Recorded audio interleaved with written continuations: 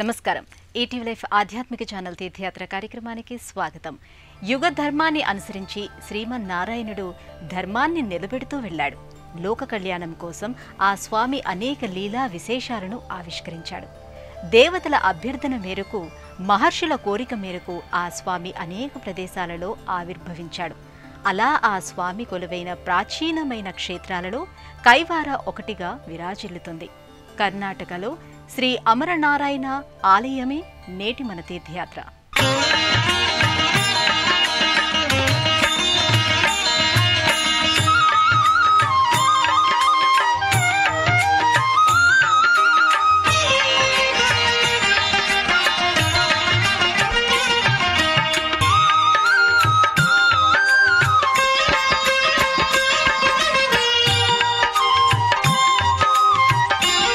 కర్ణాటక ఒక ఆధ్యాత్మిక ఆశ్రమంలా కనిపిస్తుంది. ఇటు పురాణాలతోనూ అటు చరిత్రతోనూ ముడిపడిన అనేక ఆలయాలు ఇక్కడ విలసిల్లుతూ ఉంటాయి. అలా వైభవంతో వెలుగొందుతున్న వైష్ణవ ఆలయాలలో శ్రీ అమరనారాయణ స్వామి ఆలయం ఒకటిగా కనిపిస్తుంది. ఆ స్వామి లీలా విశేషాలను అందంగా ఆవిష్కరిస్తుంది. కర్ణాటక అనేక కళలకు పుట్టినిల్లు.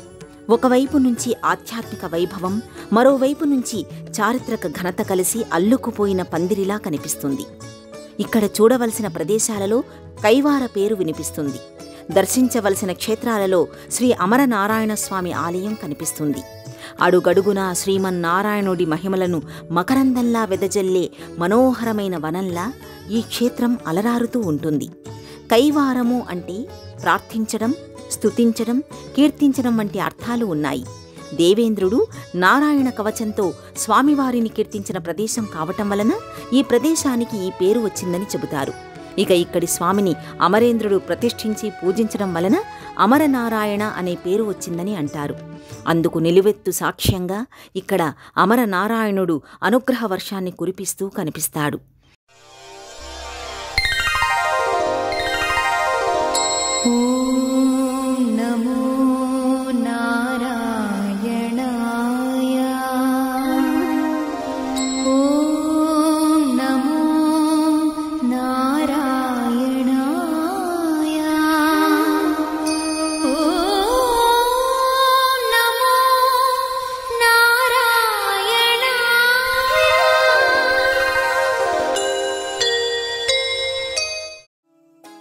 సువిశాలమైన ప్రదేశంలో అమరనారాయణ స్వామి ఆలయం కనిపిస్తూ ఉంటుంది.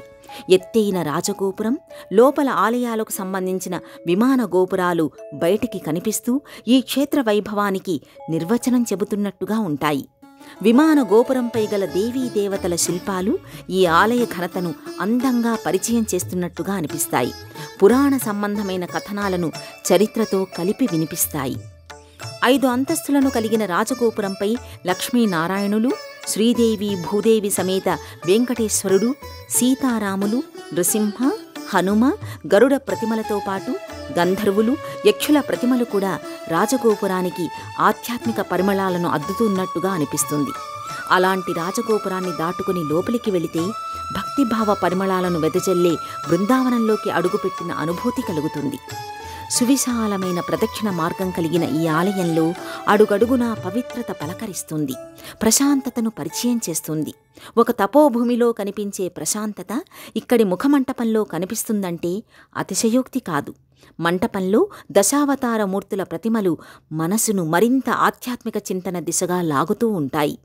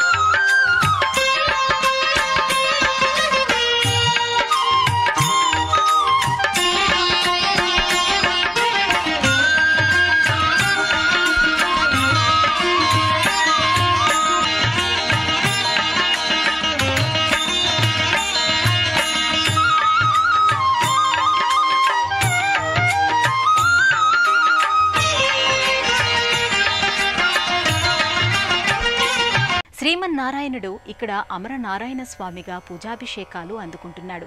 స్వామివారు చతుర్భుజాలతో నల్లరాతితో మలచిన శిలగా ఇక్కడ కనిపిస్తూ ఉంటాడు. జగన్మోహన కారకుడైన స్వామివారు అమరనారాయణుడిగా పేరుతో కొలవబడటానికి గల కారణంగా ఇక్కడ ఒక కథనం వినిపిస్తూ ఉంటుంది.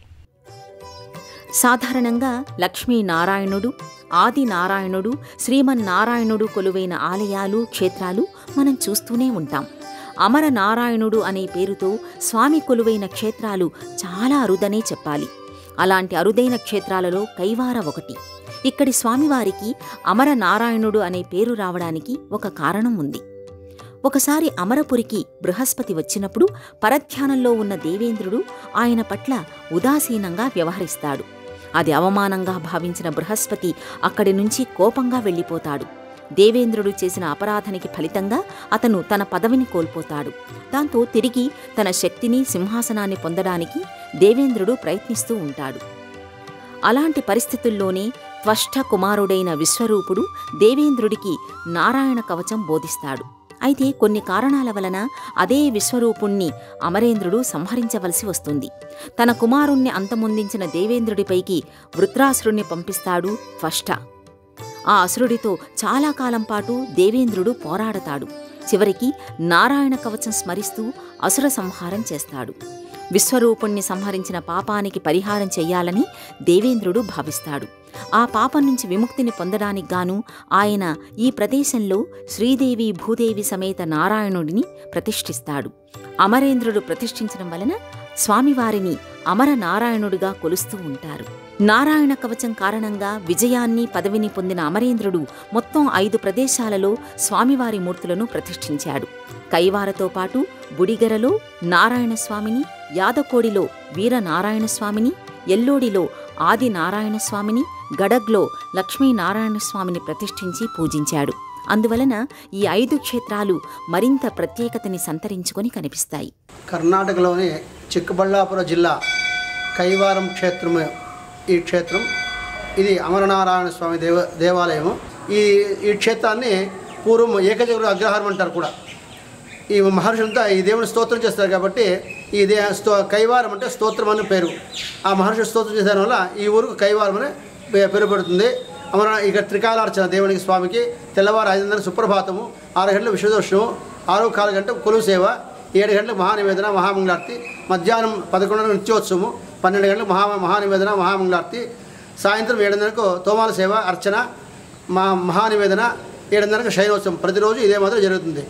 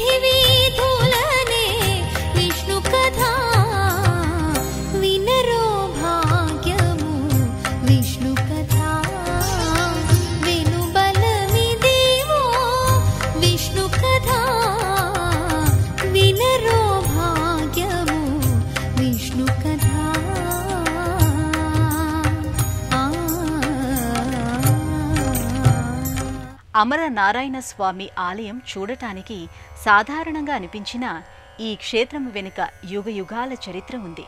ప్రతి యుగంలోనూ ఈ క్షేత్రం తన ప్రత్యేకతను చాటుతూనే వచ్చిందనటానికి నిదర్శనంగా ఆయా పురాణాలలో ఈ క్షేత్ర ప్రస్తావన కనిపిస్తుంది. ఆ విషయాలను పరిశీలించినప్పుడే ఈ క్షేత్రం ఎంతటి మహిమాన్వితమైనదనేది అర్థమవుతుంది. కైవారలో కనిపించే ఆలయం వెనుక చరిత్ర కనిపిస్తుంది. కానీ క్షేత్రపరంగా చూసుకుంటే ఇది చాలా పురాతనమైనది. యుగ యుగాల చరిత్రను నిక్షిప్తం చేసుకున్న క్షేత్రం ఇది. ఇక్కడి శివయ్యను శ్రీరాముడు 2 మార్లు దర్శించినట్టు చెబుతారు. విశ్వామిత్రుడితో పాటు ఒకసారి, వనవాస సమయంలో ఒకసారి ఆయన ఈ ప్రదేశానికి వచ్చినట్టు స్థలపురాణం చెబుతోంది. సీతారామ లక్ష్మణులు ఈ క్షేత్రానికి వచ్చారనడానికి నిదర్శనంగా ఇక్కడ రామగుహ కనిపిస్తుంది. ఇక సీతమ్మ వారి దాహం తీర్చడానికి లక్ష్మణుడు తన బాణంతో పాతాళ గంగను పైకి తీసుకొచ్చిన జలాశయం లక్ష్మణతీర్థం పేరుతో ఇక్కడ పవిత్రతను సంతరించుకుంది. ఇక మహిషాసురుణ్ణి సంహరించిన అనంతరం చాముండేశ్వరి అమ్మవారు ఈ క్షేత్ర దర్శనం చేసినట్టుగా స్థలపురాణం చెబుతోంది. ఇక ద్వాపర యుగంలో పాండవులు ఈ క్షేత్రాన్ని దర్శించారనడానికి ఇక్కడ ఆధారాలు కనిపిస్తాయి. మహాభారతంలో ఏకచక్రపురం పేరు కనిపిస్తుంది. బకాసురుణ్ణి భీముడు చంపిన ప్రదేశం ఇది. అప్పట్లో ఏకచక్రపురంగా పిలువబడిన ఈ ప్రదేశమే నేటి కైవార అనేది స్థానికుల నమ్మకం. అందుకు తగినట్టుగా ఇక్కడ పాండవుల ప్రతిష్టగా చెప్పబడే 5 శివలింగాలు కనిపిస్తాయి. బకాసురుడు మహాశివుడి భక్తుడు. అందువలన బకాసురుణ్ణి సంహరించిన పాపానికి పరిహారం చెయ్యాలని భీముడు భావించాడు. ఆ పాపం నుంచి విముక్తిని పొందటం కోసం ఆయన ఇక్కడ ఒక శివలింగాన్ని ప్రతిష్ఠించాడు. అదే భీమేశ్వరలింగంగా ఇక్కడ పూజలందుకుంటోంది. ఇక పాండవులలోని మిగతావారు ప్రతిష్ఠించిన శివలింగాలు ధర్మలింగేశ్వరుడు, పార్థలింగేశ్వరుడు, నకులేశ్వరుడు, సహదేవలింగేశ్వరుడుగా దర్శనమిస్తూ ఉంటాయి. ఇలా ఇక్కడి అమరనారాయణుడి లీలా విశేషాలు యుగయుగాలతో ముడిపడి కనిపిస్తాయి. వైష్ణవ సంబంధమైన పర్వదినాలలో ఇక్కడ ప్రత్యేకమైన పూజలు, సేవలు నిర్వహిస్తూ ఉంటారు. ఆ సమయంలో మూలమూర్తితో పాటు ఉత్సవమూర్తులకు జరిగే అలంకరణ ముచ్చటగా అనిపిస్తుంది. స్వామివారి నామ సంకీర్తన వింటూ ప్రతి గుండె గుడిగంటే మ్రోగుతుంది. నవరాత్రి సేవలు కూడా 9 రోజులు జరుగుతుంది. అంటే శరన్నవరాత్రిలో, వసంత నవరాత్రులు కూడా విశేషంగా జరుగుతుంది. ప్రతి పౌర్ణమి కూడా స్వామివారికి గరుడోత్సవం ఉంటుంది. ఇక్కడ శివరాత్రి రోజులు ప్రతి పండుగలో కూడా స్వామివారికి విశేష ఉత్సవాలు ఉంటుంది. ప్రతి శుక్రవారం మాత్రం దేవునికి అభిషేకం, వేరే రోజులు ఉండలేదు. శుక్రవారం మాత్రం దేవునికి అభిషేకం జరుగుతుంది.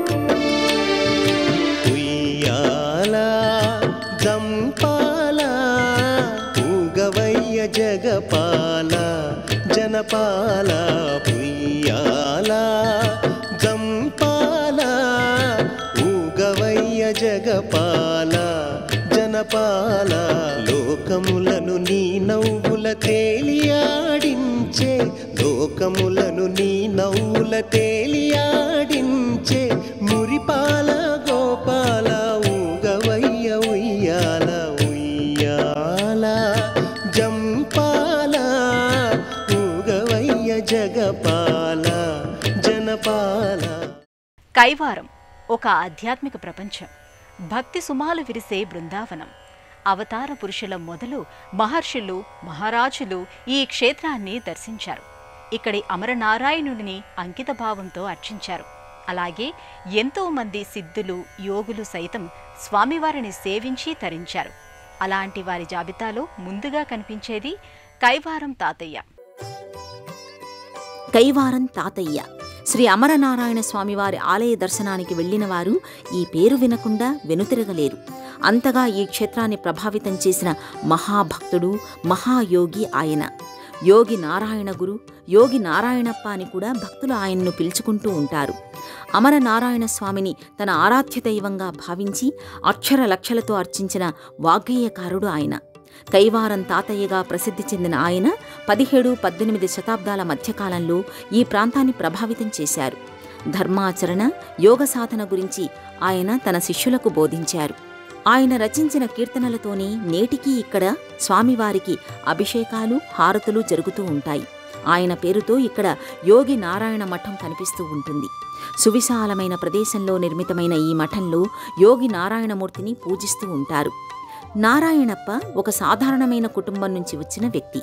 కానీ జీవితంలో అతనికి ఎదురవుతూ వచ్చిన అనుభవాలు ఆయనను యతీంద్రుడిగా మార్చాయి. లౌకిక విషయాల పట్ల ఉదాసీన వైఖరిని కలిగిన నారాయణప్ప ఆ తరువాత పరదేశీ స్వామి నుంచి అష్టాక్షరీ మంత్రాన్ని పొందారు. ఒక గులకరాయిని నోట్లో పెట్టుకుని తపస్సు మొదలుపెట్టిన ఆయన అది మిఠాయిగా మారిన తరువాత ఆ తపస్సులో నుంచి బయటకు వచ్చాడు అని అంటారు. దేవతలు సైతం ఇక్కడి అమరనారాయణుడి అనుగ్రహం కోసం వేచి ఉండేవారు.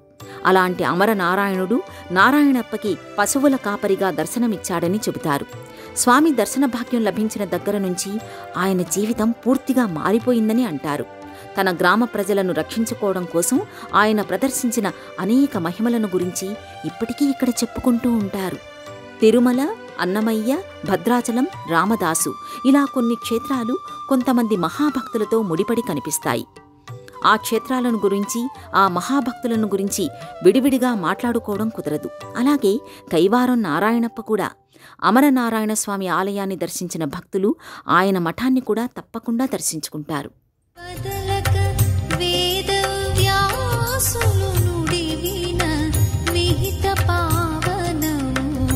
విష్ణు కథా వదలక వేదవ్యాసులు నుడివిన విహిత పావనము విష్ణు కథా సదనం వైనది సంకీర్తనయై సదనం వైనది సంకీర్తనయై వెదకిన చోటనే విష్ణు కథా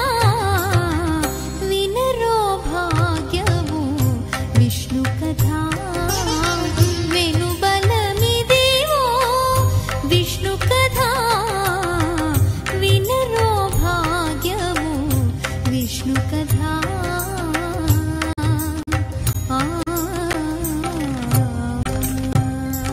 అమరనారాయణ స్వామి కొలువైన ఈ క్షేత్రం సత్యయుగం నాటిదిగా చెబుతారు. ఆ తరువాత త్రేతాయుగం, ద్వాపర యుగాల్లోనూ ఈ క్షేత్రాన్ని గురించిన ప్రస్తావన కనిపిస్తుంది. అందువలన ఆయా అవతార మూర్తులకు సంబంధించిన ఆలయాలు ఉపాలయాలుగా ఈ ప్రాంగణములో అలరాడుతూ ఉంటాయి.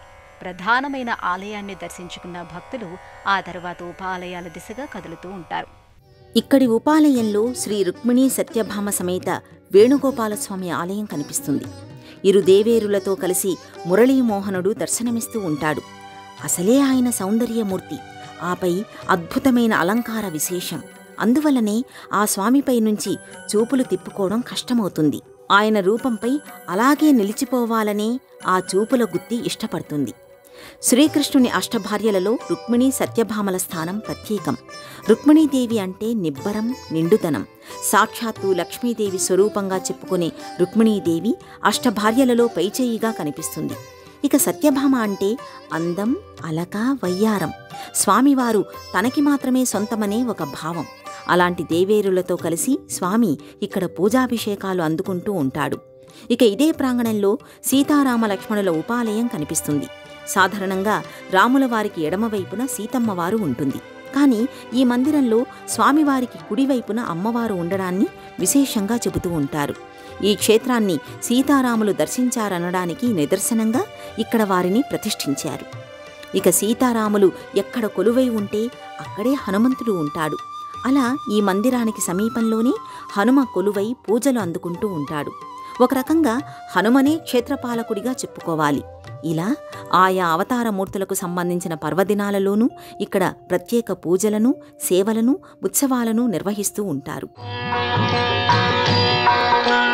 నారాయణ మంత్రం శ్రీమన్నారాయణ భజనం నారాయణ మంత్రం శ్రీమన్నారాయణ భజనం భవబంధాలు పారద్రోలి పరగుణ సంగే సాధనం నారాయణ మంత్రం శ్రీమన్నారాయణ భజనం నారాయణ మంత్రం శ్రీమన్నారాయణ భజనం గాలిని బంధించి హఠించి గాసిల పని లేదు గాలిని బంధించి హఠించి గాసిల పని లేదు జీవుల హింసించే క్రతువుల చేయక పని లేదు మాధవ మధుసూదన అని మనసున కలచిన చాలుగా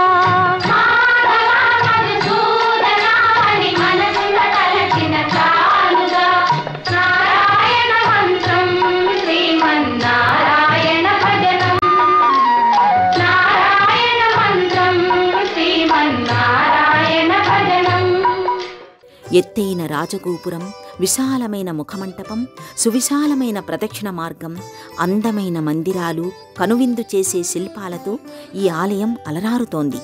యోగులు, మహర్షులు, దేవతలు, అవతార పురుషులు తిరుగాడిన దివ్యస్థలిగా విరాజిల్లుతోంది. అలాంటి ఈ క్షేత్రాన్ని దర్శించడం వల్లనే దోషాలు దూరమవుతాయి, పాపాలు పటాపంచలవుతాయి. యుగాలతో ముడిపడిన క్షేత్రం, సాక్షాత్తు అమరేంద్రుడు ప్రతిష్ఠించిన మూర్తి, సీతారాములు, పాండవులు దర్శించిన క్షేత్రం, మహాభక్త నారాయణప్పకి స్వామివారు ప్రత్యక్ష దర్శనమిచ్చిన మహిమాన్వితమైన క్షేత్రం. అలాంటి ఈ క్షేత్రాన్ని దర్శించడం అనేది నిజంగా పూర్వజన్మ పుణ్యమే. దేశంలోని అన్ని ప్రధానమైన నగరాల నుంచి బెంగళూరుకు రోడ్డు, రైలు, విమాన మార్గాలు ఉన్నాయి. బెంగళూరు నుంచి 50 కిలోమీటర్ల దూరంలో ఉన్న కైవారంకు బస్సులలోనూ స్థానిక వాహనాలలోనూ చేరుకోవచ్చు. ఇందరికీ అభయంబులిచ్చు చేయి, ఇందరికీ అభయంబులిచ్చు చేయి, కందువగు మంచి బంగారు చేయి, ఇందరికీ అభయంబులిచ్చు చేయి, కందువగు మంచి బంగారు చేయి, ఇందరికీ అభయంబులిచ్చు చేయి, కందువగు మంచి బంగారు చేయి, ఇందరికీ అభయంబులిచ్చు చేయి. వెలలేని వేదములు వెదకి తెచ్చిన చేయి, చిలుకు గుబ్బలి కింద చేర్చు చేయి, వెలలేని వేదములు వెదకి తెచ్చిన చేయి, చిలుకు గుబ్బలి కింద చేర్చు చేయి, కలికియగు భూకాంత కౌగిలిచిన చేయి, వలనైన కొనగోళ్ళ వాడి చేయి, కలికియగు భూకాంత కౌగిలిచిన చేయి, వలనైన కొనగోళ్ళ వాడి చేయి, ఇందరికీ అభయంబులిచ్చు చేయి, కందువగు మంచి బంగారు చేయి. ఈటీవీ లైఫ్ ఆధ్యాత్మిక ఛానల్ తీర్థయాత్రలో మరో ఆలయ సందర్శనముతో మళ్ళీ కలుసుకుందాం. అంతవరకు సెలవు. నమస్కారం.